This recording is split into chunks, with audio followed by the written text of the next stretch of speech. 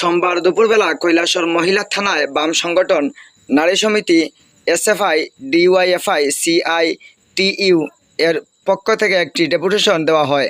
উল্লেখ থাকে যে চলতি মাসের 18 তারিখ কৈলাসহর কীর্তনতলী এলাকায় 9 বছরের একটি নাবালিকাকে শ্লীলতাহানি করার অভিযোগ উঠে ওই এলাকার অবসরপ্রাপ্ত সেনাকর্মীর বিরুদ্ধে। ওই দিন ওই নাবালিকার মা কৈলাসহর মহিলা থানায় অবসরপ্রাপ্ত সেই সেনাকর্মীর বিরুদ্ধে একটি লিখিত অভিযোগ দায়ের করেন। পুলিশ মামলাটি নথিভুক্ত করে পরের দিন অভিযুক্তকে গ্রেফতার করে কৈলাসহর জেলা দায়রা আদালতে প্রেরণ করেন। তাই অভিযুক্তর যাতে দৃষ্টান্তমূলক শাস্তি হয় এটাই ওনারা দাবি করেন। কৈলাসহর মহিলা থানার ওসি রিপিতা ভট্টাচার্য ওনাদের দাবির সাথে সহমত পোষণ করেন এবং উনি উক্ত বিষয়টি দেখবেন বলেও আশ্বাস দেন। এদিনের এই কর্মসূচিতে উপস্থিত ছিলেন নারী নেত্রী আনোয়ারা বেগম, অঞ্জন রায়, বিশু দাস, সাগর ভট্টাচার্য থেকে শুরু করে অন্যান্য নেতৃত্বরা উপস্থিত ছিলেন। Bureau report, star Tripura.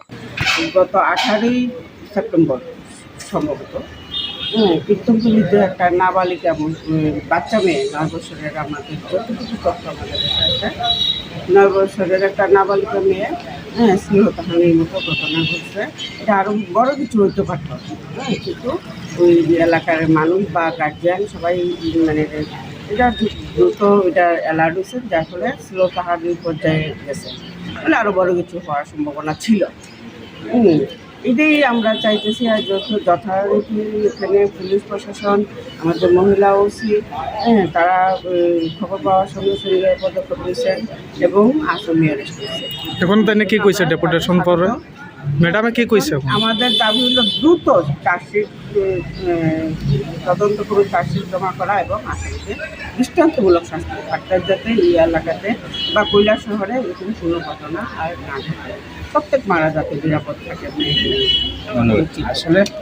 আসলে আমরা এই ডেপুটেশন দেওয়ার আগে আমরা একটা মিছিল করে দেওয়ার কথা, তো প্রশাসনিক প্রতিবন্ধকতা মূলত উৎসব মরশুমের জন্য আমাদেরকে মিছিলের কোনো অনুমতি দিচ্ছে না, এই কারণে আমরা প্রতিনিধিমূলক ডেপুটেশন নিয়েছি। ঠিক আছে, ঠিক আছে।